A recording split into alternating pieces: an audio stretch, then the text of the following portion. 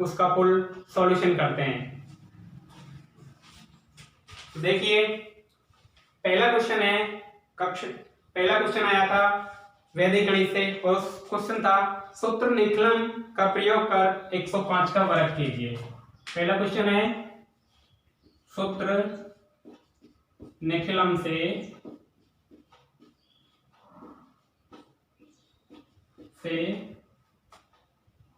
105 का वर्ग ज्ञात करना था हमें। 105 का वर्ग ज्ञात करना था। तो देखो कैसे ज्ञात करेंगे। ये संख्या 100 से ऊपर है तो इसमें आधार कितना मानेंगे हम? कितना मानेंगे आधार? आधार होगा हमारा 100। आधार 100 होगा। फिर हम ज्ञात करेंगे विचलन। विचलन होगा हमारा 105 माइनस संख्या माइनस आधार बराबर 5। हमारा विचलन हो जाएगा 5। फिर हमारा सूत्र होगा आधार सूत्र इज इक्वल टू संख्या प्लस विचलन और विचलन का होल स्क्वायर। विचलन का होल स्क्वायर। तो देखिए संख्या कितनी है? 105। विचलन कितना है? 5 और विचलन 5 इसका होल स्क्वायर। ठीक है। 105 और 5 110। 5 का स्क्वायर 25 और हमने आधार कितना माना है? 100। इसलिए हमें लास्ट के 2 अंक एज इट इज लेने हैं। 2 अंकियों के बाकी के 110। ये हमारा आंसर होगा। और अगर आपने इस प्रकार इस क्वेश्चन को किया है तो आपके फुल नंबर मिलेंगे। देखिए नेक्स्ट प्रश्न।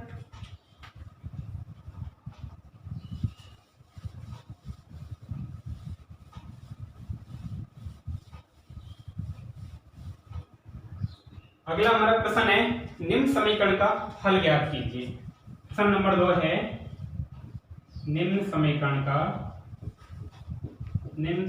का हल ज्ञात कीजिए। हल ज्ञात कीजिए। हमारा समीकरण है twice of x plus 2 is equal to 7x plus 2। तो देखो हमें इसमें सॉल्व करके हमें x का मान फाइंड आउट करना होगा। तो देखो इसमें क्या करेंगे, हम इसको समीकरण को सॉल्व करेंगे। इसमें हम इसको 2 से गुणा कर देंगे। 2 से गुणा करेंगे तो 2x plus 4 is equal to 7x plus 14। अब करेंगे हम पक्षांतरण।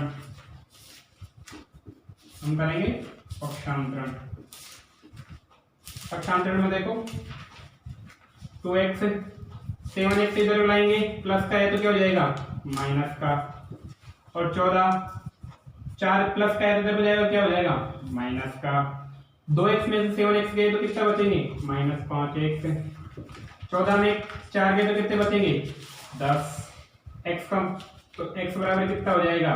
10/5 माइनस के। ठीक है।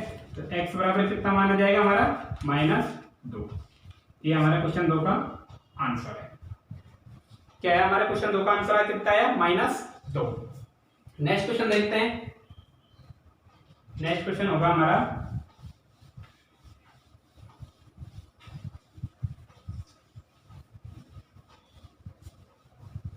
Question number 3।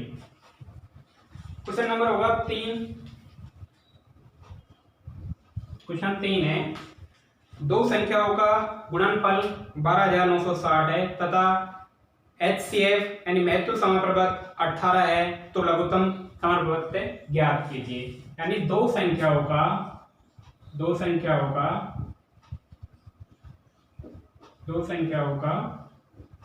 गुणनफल। दो संख्याओं का गुणनफल दिया गया है हमारे 12960 और संख्याओं का HCF दिया गया है हाईएस्ट कॉमन फैक्टर कितना है? 18। और LCM पूछा है हमसे।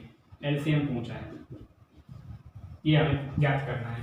तो देखो माना हल होगा, माना दो संख्याएं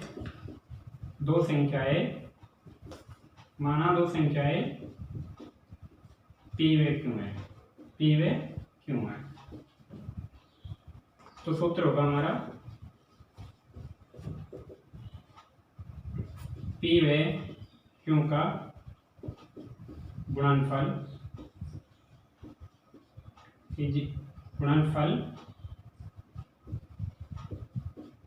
इजिकल टू p व q का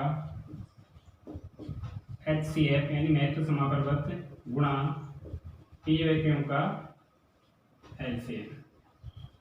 तो देखो मान रखते हैं p व q का गुणनफल दिया गया है हमारे 12,960, ठीक है।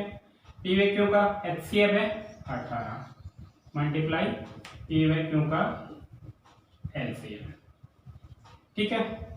हम इस 18 को इसके नीचे ले आते हैं, भाग दे देते हैं 12,960 बटे 18 बराबर हमारा मान आ जाएगा p व q का LCM। हम 18 से भाग कर देते हैं तो 18 था तो 26 बचे 3 और 18 दूनी 36, 720। ये आ गया हमारा p व q का LCM। यही हमसे पूछा था। क्या पूछा था इसने? लघुत्तम समापवर्त पूछा था, जो कितना आया 720, ठीक है। नेक्स्ट क्वेश्चन देखते हैं। Next question number 4। अगला क्वेश्चन होगा,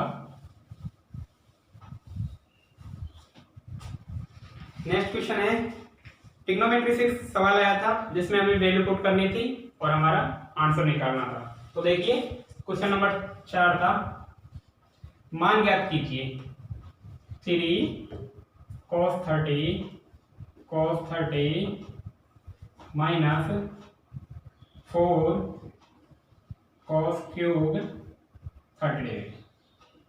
हमें इसका मान ज्ञात करना था।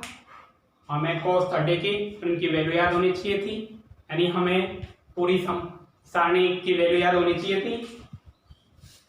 तो अगर वैल्यू भी याद नहीं होती है तो मैं आपको बताता हूँ कैसे वैल्यू याद करनी थी आपको।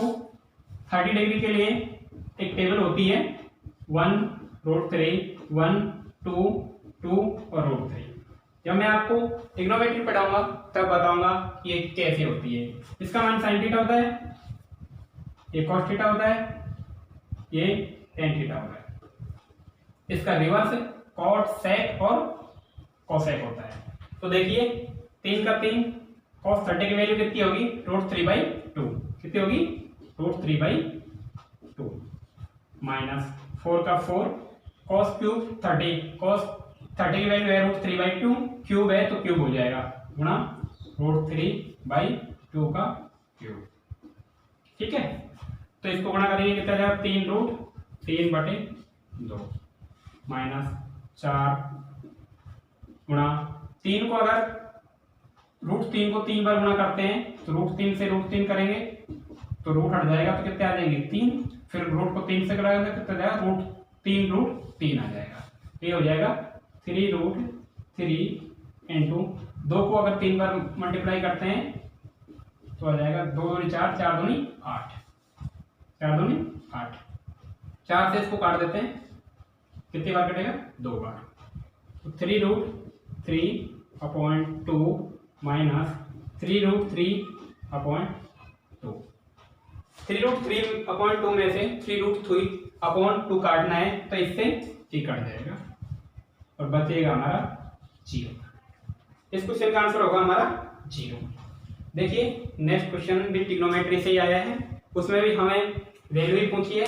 तो देखिए नेक्स्ट क्वेश्चन क्या है। नेक्स्ट क्वेश्चन है हमारा, आपको बताया जाएगा कि कैसे किस प्रकार वैल्यू याद करनी है, रटना नहीं है आपको वैल्यू, किस प्रकार अलग अलग टेबल बनती है, आपको सब कुछ सिखाया जाएगा। तो देखिए नेक्स्ट क्वेश्चन है हमारा, इसका भी हमें मान ज्ञात करना है। ये भी ट्रिग्नोमेट्री से क्वेश्चन है, क्वेश्चन नंबर 5। ये है sec 36 upon cosec 54 degree minus sec 54 degree upon cosec 36 degree. देखिए इसमें क्या होता है, जब दो नजदीकी त्रिकोण मध्य अनुपातों का कोण योग अगर 90 डिग्री हो रहा हो, यानी 36 प्लस 54 कितना हो रहा है 90 डिग्री, तो ये एक दूसरे में कन्वर्ट हो जाते हैं। क्या हो जाते हैं, एक दूसरे में कन्वर्ट हो जाते हैं। ये हमारा इसमें ये फर्स्ट पार्ट हो जाता है, ये सेकंड होता है, ये थर्ड होता है, ये फोर्थ होता है। इसमें ऑल पॉजिटिव होते हैं, तो ये 90 डिग्री की है तो इसमें सारे मान पॉजिटिव होंगे। ठीक है, तो देखो किस प्रकार कन्वर्ट होते हैं। मान लो साइन थीटा है, साइन थीटा को हम क्या लिख सकते हैं, कॉस, कॉस में कन्वर्ट हो जाएगा sine theta, cos 90 minus theta. क्या लिख सकते हैं, कॉस 90 माइनस थीटा। इसी प्रकार देखो सेक 36 को क्या लिख सकते हैं हम, सेक 36 को लिख सकते हैं हम कोसेक, कोसेक 90 तो है ही माइनस थीटा की, थीटा था तो थीटा लिख दिया, थीटा की कितने 36 डिग्री है तो हम लिख देंगे 36। तो इसको आगे सोल्व करेंगे, आगे सोल्व करेंगे तो हमारा आ जाएगा कोसेक, कोसेक 54 डिग्री। कितना आ जाएगा, कोसेक 54 डिग्री। इसी प्रकार इसको चेंज कर लेते हैं, सेक 54 डिग्री को हम किस प्रकार करेंगे, देखो सेक को करेंगे कोसेक में 90 माइनस 54 डिग्री, तो 90 में 54 गए तो कितने बचते हैं, कोसेक 36 डिग्री। अब हम इसका मान रखेंगे इसमें, तो देखो सेक 36 की जगह क्या लिख सकते हैं, कोसेक 54, कोसेक 54 डिग्री। नीचे कोसेक 54 डिग्री है ही ऑलरेडी, कोसेक 54 डिग्री माइनस का माइनस, सेक 54 डिग्री की जगह क्या लिख सकते हैं हम, cosec 36 degree, cosec 36 degree upon cosec 36 पहले से ही है, कोसेक 36। इसका मान कितना हो जाएगा, 1 हो जाएगा, कट जाएगा, 1 माइनस 1 बराबर 0। हमारा कितना आंसर आएगा, क्वेश्चन 5 का आंसर आएगा हमारा 0। ठीक है, देखिए क्वेश्चन 6, क्वेश्चन 6 इसमें हमें पूछा है किसी त्रिभुज के शीर्षों से समदूरस्थ बिंदु लिखिए। आसान क्वेश्चन है, 1 नंबर का क्वेश्चन है। तो देखिए क्वेश्चन 6 है, किसी त्रिभुज के, किसी त्रिभुज के, त्रिभुज के शीर्षों से, त्रिभुज के शीर्षों से समदूरस्थ बिंदु, समदूरस्थ बिंदु, समदूरस्थ बिंदु होगा उसे हम क्या कहेंगे, ये हमें बताना है। ये एक ट्रायंगल है, ये एक त्रिभुज है, ए इसके शीर्ष है, ए बी सी, वर्टेक्स है ये, यहां से ये इस बिंदु का हमें नाम बताना है। ये समदूरस्थ है, ये इसके इक्वल, ये इसके इक्वल, ये इसके इक्वल। ये बिंदु, इस बिंदु को हम कहेंगे सर्कम सर्किल का बिंदु यानी परिकेंद्र। क्या कहेंगे, परिकेंद्र। परिकेंद्र क्यों कहेंगे, इससे एक ऐसा सर्कल ड्रॉ कर पाना संभव है जो इसकी सभी वर्टेक्स को टच करेगा। एक ऐसा सर्कल ड्रॉ कर पाना संभव है जिससे इसकी सभी वर्टेक्स को ये टच करता है, इसलिए ये परिकेंद्र होता है। ठीक है, नेक्स्ट क्वेश्चन होगा हमारा क्वेश्चन नंबर 7।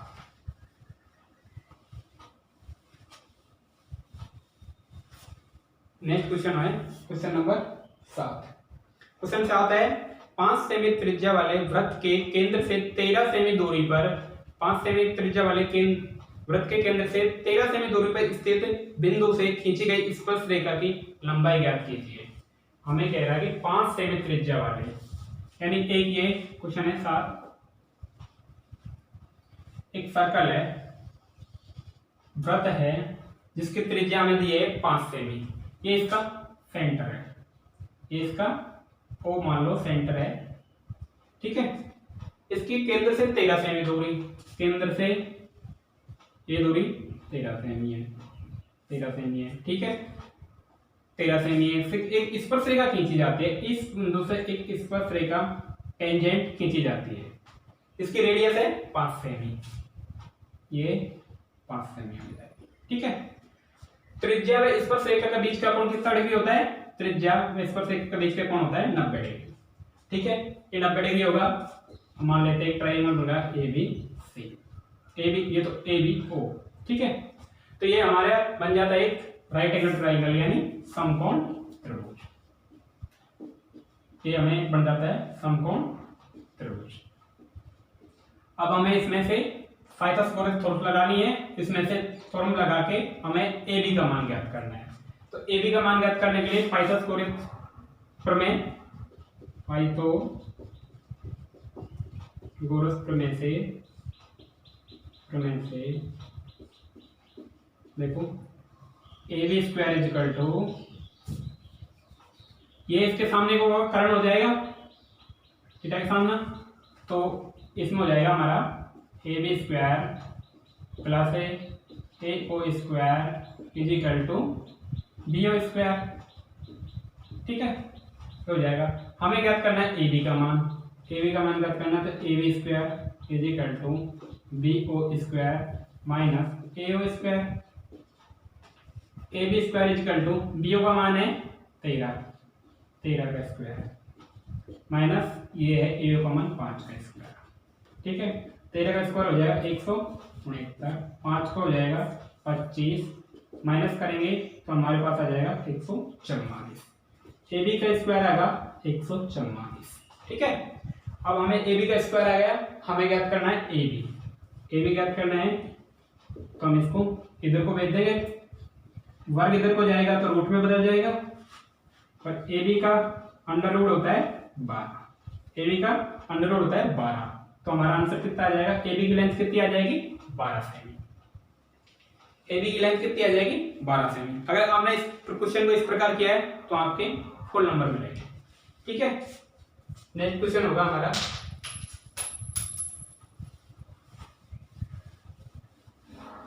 आपको ये भी बताया जाएगा कि टेंजेंट यानी स्पर्श रेखा और त्रिज्या के बीच में 90 डिग्री का कोण क्यों होता है, कैसे होता है। फिलहाल पेपर सॉल्व करवाए हैं, जब इसकी क्लास लगाएगी तो आपको ये भी बताया जाएगा। क्वेश्चन नंबर 8 है, हर चीज के क्यों का आंसर दिया जाएगा, अगर होता है तो ऐसा क्यों होता है, ठीक है। एक पासे को फेंकने पर 4 से छोटा अंक आने की प्रायिकता। क्वेश्चन है, एक पासे को फेंकने पर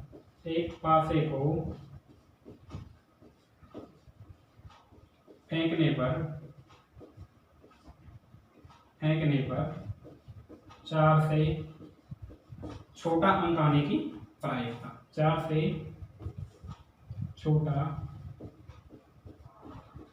अंक आने की प्रायिकता होनी चाहिए। हमसे पूछा है कि एक पासे को फेंकने पर 4 से छोटा अंक आने की प्रायिकता, तो पासे में कितने अंक होते हैं? पासे पे अंक होते हैं 6, पासे पे अंक होते हैं 6, 1 से लेके 6 तक अंक होते हैं। हमसे पूछा है 4 से छोटा, 4 से छोटे कितने हो जाएंगे? 1 2 3, कितने हो जाएंगे? 3। तो देखो प्रायिकता कैसे ज्ञात करनी है, प्रायिकता इज इक्वल टू अनुकूल स्थितियां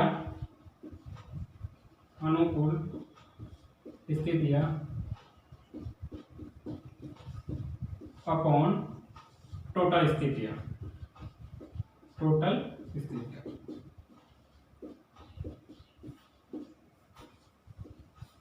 हमारी कितनी स्थितियां हैं? अनुकूल 3 है, टोटल कितने हैं? 6 है। इसको काट देते हैं 2 से, 3 से, 3 एकम 3 और 3 दूनी 6, तो हमारा आंसर कितना हो जाएगा? 1/2। कितना हो जाएगा? 1/2। नेक्स्ट क्वेश्चन,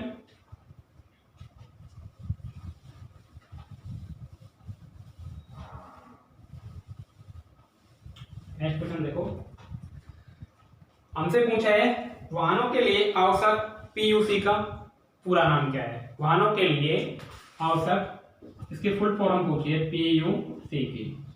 आप कहीं नेशनल हाईवे पे गए होंगे तो वहां पे भी ये गाड़ी में खड़ी होती है, प्रदूषण जांच की गाड़ी होती है, उसमें भी पीयूसी लिखा होता है। तो इसका फुल फॉर्म होगी पोल्यूशन अंडर कंट्रोल। इसका फुल फॉर्म होगा पोल्यूशन अंडर कंट्रोल। ठीक है, ये क्वेश्चन कौन सा था हमारा, 9वां क्वेश्चन।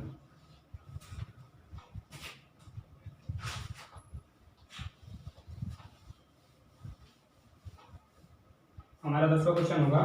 हमारा 10वां क्वेश्चन है, एक कार 3 मिनट में पहला, 6 मिनट में दूसरा, 9 मिनट में तीसरा यातायात सिग्नल पार करती है, तो वह 13वां सिग्नल कितने देर में पार करेगी। फर्स्ट सिग्नल, पहला सिग्नल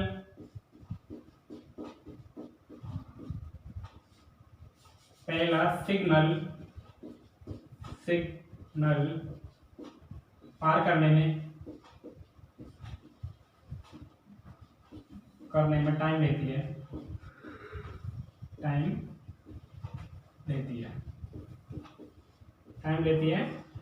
कितना लेती है, 3 मिनट का, 3 मिनट का टाइम लेती है। दूसरा पार करने में लेती है 3 मिनट का, यानी 6 मिनट, 3 मिनट और जोड़ देंगे। तीसरा पार करने में कितना टाइम लेती है, यानी 3 मिनट और 9 मिनट का। इस प्रकार हमसे पूछा है उसने कि 13वां सिग्नल पार करने में कितना टाइम लेगी, यानी एक सिग्नल को पार करने में हमें लगे 3 मिनट। 13वां सिग्नल को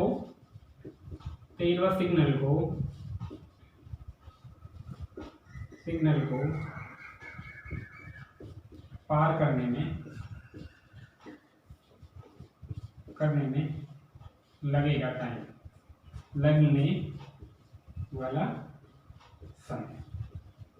लगने वाला समय होगा कि जब एक सिग्नल को पार करने में 3 मिनट लेगी है, 13 सिग्नल को पार करने में कितना मिनट लेगी, 3 गुणा 13, कितना टाइम लेगी, 39 मिनट। कितना टाइम लेगी, 39 मिनट। ये हमारा 10वें क्वेश्चन का आंसर होगा। ये हमारा 10वें प्रश्न का आंसर होगा। अब देखो, ये क्वेश्चन थे हमारे ए पार्ट के, जो एक अंक के प्रश्न थे। अब आ जाता है हमारा भाग ब, यानी पार्ट बी, और इसमें हमारे क्वेश्चन होंगे 2-2 नंबर के। पार्ट बी में प्रश्न होंगे 2-2 नंबर के।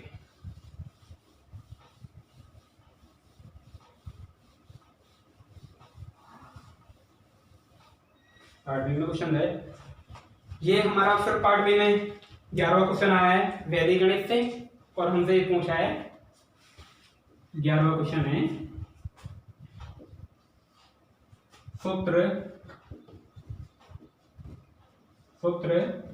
परावर्त्य आधारित विधि से निम्न को हल कीजिए। परावर्त्य आधारित विधि से निम्न को हल कीजिए। निम्न को हल करो। दिया हुआ है 14,885 में हमें भाग देना है 123। ये सेम ऐसे ही निकलम विधि से होता है, उसी होता है, लेकिन थोड़ा थोड़ा डिफरेंट है। तो इसको किस प्रकार करना है देखिए, आइए समझते हैं। ये हमें सूत्र प्रावृत्य के आधार पर करना है। 100 से ऊपर है इसलिए हम आधार मान लेते हैं। कितना मान लेते हैं आधार, 100। हमारा विचलन हो जाता है, विचलन हो जाएगा 23। ये सूत्र परावर्त्य है, तो इस विचलन में हमें परावर्तन करना है, परावर्तन के लिए परिवर्तित करके लिखना है। तो विचलन कितना लिख देंगे, फिर हम परावर्त्य लिख देंगे हम। परावर्त्य कितना हो जाएगा, अगर प्लस का है तो हमें लिखना होगा माइनस का 23। आइए देखिए, हम इसको 3 खंडों में बांट लेते हैं। ये 3 खंड हो गए। ठीक है, हमारा आधार 100 है, इसका इसके लिए हमें लास्ट के 2 अंक खंड 3 में लिखने पड़ेंगे। एक के बाद जितनी जीरो होती है उसके उतने ही आगे लास्ट में लिखने पड़ते हैं, बाकी के बचे हैं इसमें लिखेंगे। कितने बचे? 148। हमें भाग देना है 123 से। ठीक है, 123 से भाग देना है और हमारा प्रावृत्त कितना है? -23। इसको हम इसका जाए तो 100 हो जाना चाहिए हमारे। ठीक है, इसको हमने यहाँ पे लगा लेते हैं एक, इसको इससे मल्टीप्लाई करते हैं। -23 को अलग अलग संख्या से मल्टीप्लाई करते हैं, 1 से, दोनों को माइनस मान के। 1 से -2 को मल्टीप्लाई करेंगे कितना आएगा? -2। 1 को -3 से मल्टीप्लाई करेंगे कितना आएगा? -3। ठीक है, अब इस वाली संख्या को उतार लेते हैं। 4 में से -2 गए तो कितने बचेंगे? 2 बचेंगे। अब इस 2 को फिर इससे मल्टीप्लाई करना है। मैं इसको थोड़ा नीचे ले लेता हूँ, जगह कम रहेगी। ये 1 ये 2। ठीक है, इस 2 को फिर हम इससे मल्टीप्लाई करते हैं। 2 को -2 से करेंगे तो -4। 2 को फिर -2 से कर ही लिया, फिर करेंगे -3 से, तो कितना आ जाएगा? -3 से 2 को मल्टीप्लाई करेंगे, 3 दूनी 6, तो ये नेक्स्ट वहां आएगा। कितना आ जाएगा? 3 दूनी 6। ठीक है, हम इसको इस उतार लेते हैं। 8 हो गए, -3 और -4 -7, तो 8 में से 7 गए तो कितने बच जाएंगे? 1 बच जाएगा। फिर हम इस 1 को इससे मल्टीप्लाई करेंगे। 1 को करेंगे तो कितना आ जाएगा? -2 से 1 को करेंगे तो -2 आ जाएगा। 1 को फिर -3 से करेंगे तो कितना आ जाएगा? -3 आ जाएगा। अब ये देखो 8 में से घटाने हैं, -6 -2 कितने हो गए? -8 हो गए, ये तो 0 आ जाएगा। 5 में से -3 गए तो कितने आ जाएंगे? 2 आ जाएंगे। ये हमारा हो जाएगा शेषफल। ये हो जाएगा शेषफल, ये हो जाएगा हमारा भागफल, ये हो जाएगा हमारा भागफल। ठीक है, इस प्रकार हमें सूत्र प्रावृत्त के आधार पर हमारा भागफल कितना आया? 121, शेषफल कितना आया? 2। इस प्रकार इसे सॉल्व करना था। Next question 12वां।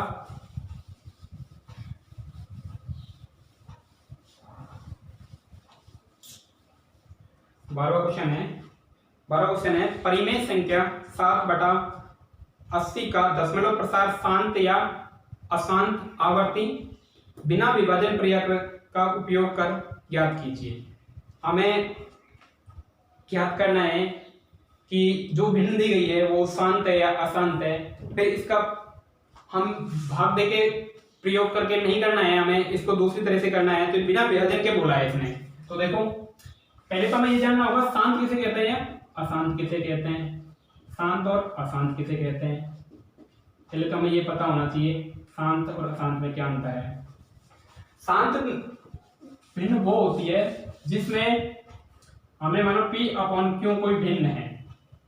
P/Q है, Q का जब हम P में भाग देते हैं और एक नंबर के बाद में मान लो कुछ भी, इसके बाद में 4 5 6 यहाँ पे रुक जाती है, स्टॉप हो जाती है, इसका मतलब आगे पूरा भाग चला जाता है, तो इसे कहते हैं हम शांत, इसे कहते हैं शांत। और इसी प्रकार अगर P/Q भिन्न है और एक इससे जाने के बाद ये मान लो ये आ गया और ये रुक नहीं रही, कंटिन्यू चली जा रही है, तो इसे कहते हैं अशांत, इसे कहते हैं अशांत। जैसे मान लो 20 में 3 का भाग दे देते हैं, ठीक है, इसमें 6 18, फिर 2 बच गए, फिर पॉइंट लगा दिया 0, फिर 20 हो गए, 6 18, 18, फिर 2 बच गए, फिर अगले 6 18, ऐसे चलती जाएगी। तो ये कौन सी भिन्न हुई हमारी? अशांत। ये कौन सी होगी? अशांत। ठीक है, इसी प्रकार इसमें भिन्न दी गई है हमें 7/80, 7/80। पहले तो हमने ये जाना शांत और अशांत किसे कहते हैं, इसके बाद में हमें भिन्न है 7/80। और इसे ज्ञात करना है हमें, इसे ज्ञात करना है बिना विभाजन प्रक्रिया के। ये तो था विभाजन प्रक्रिया के, अब हमें ज्ञात करना है बिना विभाजन की प्रक्रिया के। तो देखो, बिना विभाजन प्रक्रिया के लिए, बिना विभाजन प्रक्रिया के लिए हमारे पास सूत्र होता है ये होता है, सूत्र होता है 2 की पावर n मल्टीप्लाई 2 की पावर n 5 की पावर n। मान लो p अपॉन क्यू कोई भिन्न है जहां पर क्यू नॉट इक्वल टू 0। ठीक है, ये हमारा हर है। अगर हम हर को इस टर्म में लिख सकते हैं, यानी 2 की पावर m मल्टीप्लाई 5 की पावर n में अगर हम इसको लिख सकते हैं तो वो हमारी भिन्न होगी शांत। अगर अंतर नहीं लिख सकते तो भिन्न होगी हमारी अशांत, वो भिन्न होगी हमारी अशांत। ठीक है, तो देखो ये हर कितना है, इसका डिनोमिनेटर है 80। 80 का हमें फैक्टर करना है जिसको हम लिख सकते हैं 2 की पावर n इंटू 5 की पावर n के रूप में। तो 80 को हम देख लें, गुणनखंड करके देख लें। साइड में 2 का भाग दिया 40, 2 का भाग दिया 20, 2 का भाग दिया 10, 2 का भाग दिया 5 और 5 का भाग दिया 1, यानी हमारा हो गया 2 इंटू 2 इंटू 5। तो इसको रख सकते हैं 2 की पावर 1 2 3 4 लिख सकते हैं, 5 1 है 1 लिख सकते हैं। तो हम इसको लिख सकते हैं 2 की पावर 4 मल्टीप्लाई 5 की पावर 1। ठीक है, ये हम साइड में करके देख लेंगे। इस प्रकार हम लिख सकते हैं 80 को हर को हम इस प्रकार लिख सकते हैं। तो जहां पर m बराबर कितना हो जाएगा 4 और n बराबर कितना हो जाएगा 1। अगर हम इसको इस प्रकार लिख सकते हैं, इसका मतलब ये कौन सी भिन्न हुई, शांत भिन्न। ये हमारी होगी शांत भिन्न। अगर हम इस संख्या को 7/80 को, इसके डिनोमिनेटर को अगर हम m और n के रूप में नहीं लिख सकते तो वह कौन सी भिन्न होगी, अशांत। कौन सी होगी, अशांत। तो हमारा आंसर क्या होगा, n की वैल्यू 4 हो जाएगी, n की वैल्यू 4 हो जाएगी। तो इसका आंसर होगा कौन सी भिन्न होगी, ये शांत भिन्न होगी। अशांत को वही अशांत आवर्ती बोलते हैं। ठीक है,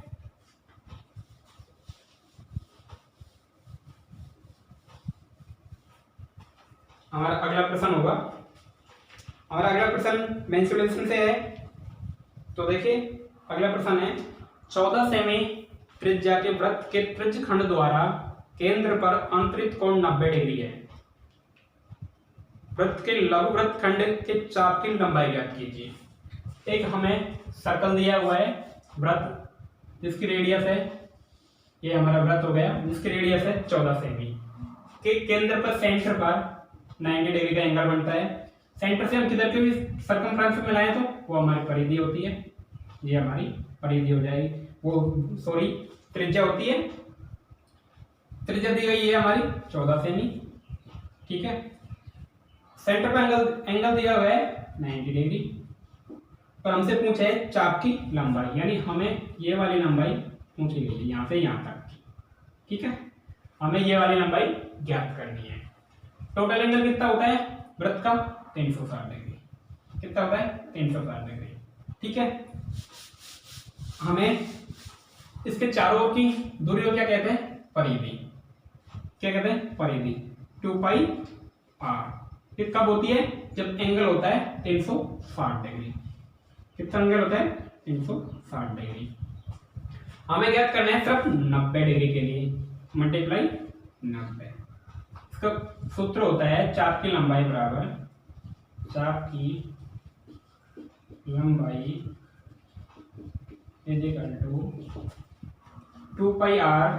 तो ये तो पूरी होती है, इसका एंगल होता है 360 डिग्री इंटू जिस भी अंक सम से पूछा जाता है 90 60 2 भी उसके लिए थीटा। ठीक है, तो देखो 2 पाई का मान 22 बटे, पाई को बाद में पढ़ेंगे, पाई 9 चौक 36, 4 बट कट गया, ये आ गया 2πr मल्टीप्लाई 4, 2 से 1 कट गया, 2 दूनी 4, तो ये आ गया πr अपॉन 2। पाई को खोल लेते हैं, पाई का मान हो जाएगा 22 बटे 7, आर का मान हमें दिया है 14 अपॉन ये 2 का 2, 7 एकम 7, 7 दूनी 14, 2 से 2 कट गया। तो हमारी चाप की लंबाई कितनी आ जाएगी, 22 सेमी। कितनी आ जाएगी, 22 सेमी। हमें सिर्फ इतनी चाप की लंबाई पूछी थी, इतनी। ठीक है, प्रश्न देखते हैं। अगला प्रश्न है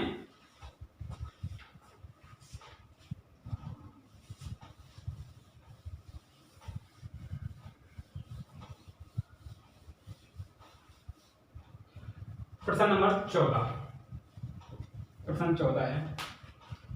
प्रश्न 14 में पूछा गया है एक शंकु के आधार का व्यास 14 मीटर है और त्रिज्या ऊंचाई 25 मीटर है, तो शंकु का संपूर्ण पृष्ठीय क्षेत्रफल ज्ञात कीजिए। शंकु तो जानते होंगे, एक जोकर की टोपी जैसा होता है, एक जोकर की टोपी जैसा होता है, शायद जोकर की टोपी आपने जरूर देखी होगी। 14 क्वेश्चन है। एक शंकु के आधार का व्यास है 14 मीटर, ये हमारा शंकु हो जाता है। ये हमारा शंकु हो गया, ठीक है। इसके आधार का व्यास 14 मीटर है, यानी ये 14 मीटर है, तो इसकी त्रिज्या हो जाएगी 7 मीटर।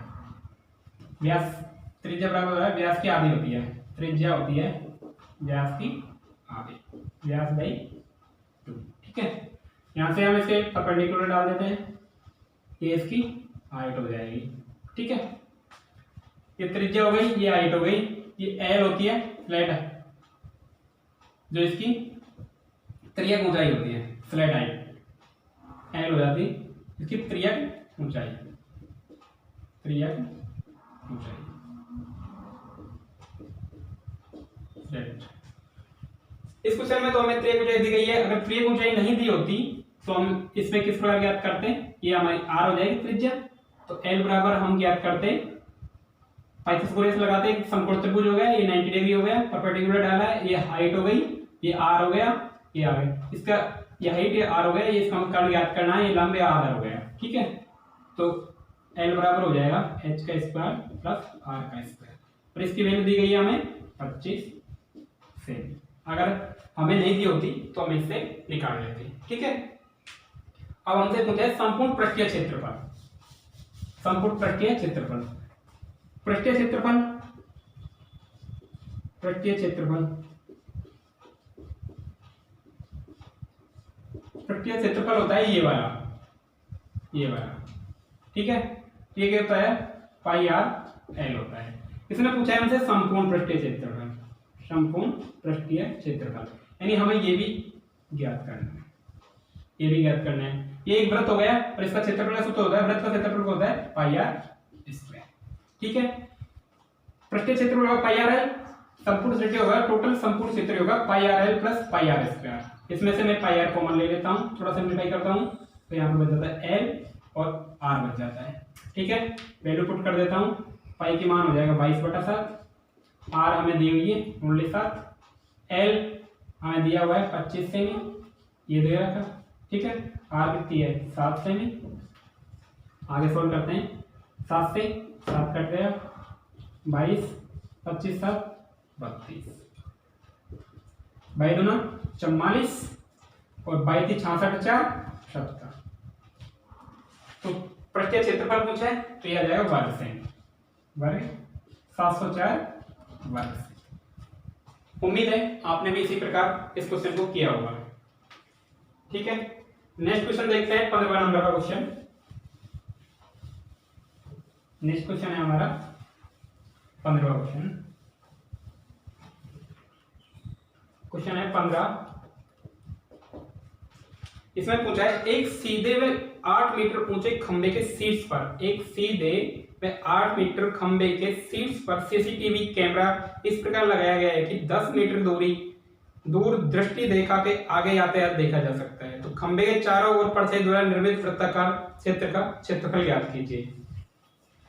एक 8 मीटर का खंबा है, ये है 8 मीटर का खंबा है, यहाँ पे इसने कैमरा लगाया हुआ है, ये कैमरा लगा रखा है, सीसीटीवी फुटेज कैमरा लगाया है, जिससे ये 10 मीटर दूर दृष्टि रेखा के यातायात, यहाँ पे यातायात चल रहा है उसको देख सकता है।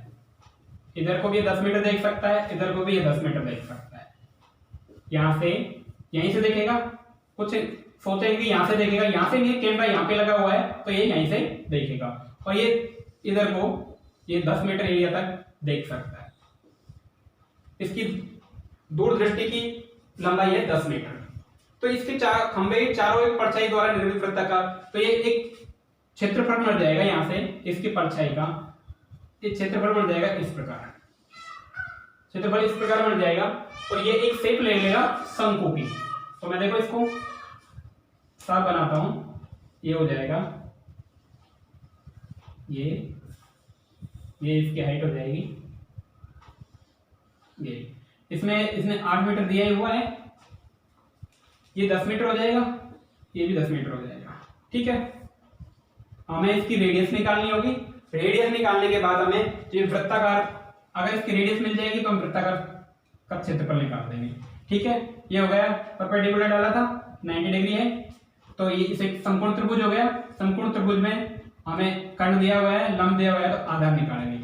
तो मैं इसको नाम दे देता हूं ए बी सी ओ। ठीक है, तो हमें निकालनी है बीओ। बीओ बराबर ए बी का स्क्वायर माइनस ए बी का स्क्वायर माइनस ए ओ का स्क्वायर का रूट। ठीक है, 10 का स्क्वायर माइनस 8 का स्क्वायर रूट, 10 का स्क्वायर हो जाएगा 100, 8 का हो जाएगा 64, ये हो जाएगा 100 में से 64 गया तो 36, और 36 का अंडर रूट होता है 6, यानी ये हमारी इसकी रेडियस आ जाएगी 6 मीटर। कितनी आ जाएगी? 6 मीटर। अब हमें इस वृत्ताकार क्षेत्रफल का जो छाया से बना है इसका एरिया ज्ञात करना है। तो इसका वृत्ताकार का एरिया और छाया, परछाई द्वारा निर्मित वृत्ताकार क्षेत्र का परछाई द्वारा निर्मित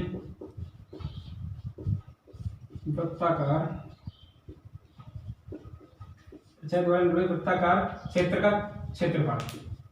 का एरिया यानी क्षेत्रफल होगा पाई आर स्क्वायर। वृत्त बनेगा पाई आर स्क्वायर, पाई का पाई, आर कितना है 6 सेमी, 6 इंटू 6, तो इसका आएगा 36 पाई। हमें पाई का मान इसमें क्वेश्चन दिया है, पाई बराबर 3.14। ठीक है, पाई का मान 3.14 तो पाई गुणा 36 गुणा पाई का मान रखते हैं 3.14। जो भी हमारा मल्टीप्लाई कर देंगे, जो भी आंसर आएगा उससे ही आंसर आएगा। ठीक है, यहाँ पे लिख देंगे हम वर्ग सेमी। ठीक है, आज के इस पेपर के मैंने 15 क्वेश्चन करा दिए। नेक्स्ट वीडियो में 15 क्वेश्चन कराऊंगा और आपके लिए लाइव क्लासें लेके आएंगे सारी मैथ्स की। तो चैनल को सब्सक्राइब कीजिए, बेल आइकन पर प्रेस कीजिए, इससे सबसे पहले आपको नोटिफिकेशन मिले, और देखते रहिए द एग्जाम गुरु।